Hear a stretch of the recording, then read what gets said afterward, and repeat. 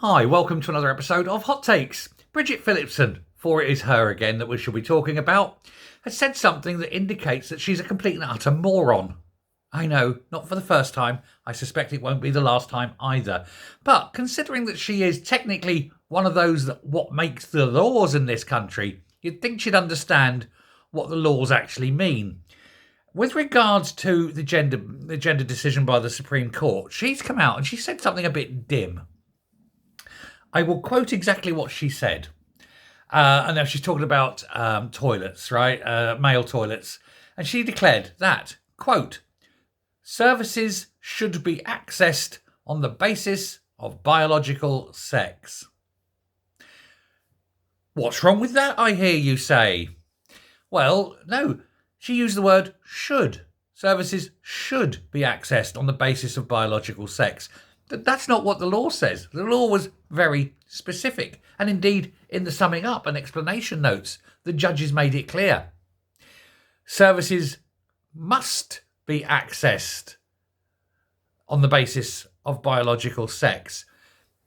It's like in the highway code. It says you should indicate when turning left or right. Yes, should, but it's not, enforceable. It's just good practice.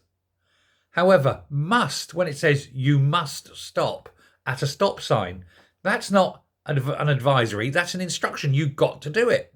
In the same way as using the toilet. You must, if you're a male, use the male toilet. Now, she also went on to say that businesses should ensure that they have the appropriate facilities and provisions, and that's fine. But, with regards to unisex provision, that's out if there is any form of changing room, showering room, anywhere where people must be expected to undress. Now, in a business, and again, this is an existing pre-existing law, that any business which has got 5 or fewer employees may have a single toilet, a single facility, in the same way as you've probably got only one toilet at home. Or if you're fortunate to have 2, you don't make them male and female. Anyone uses whatever they need.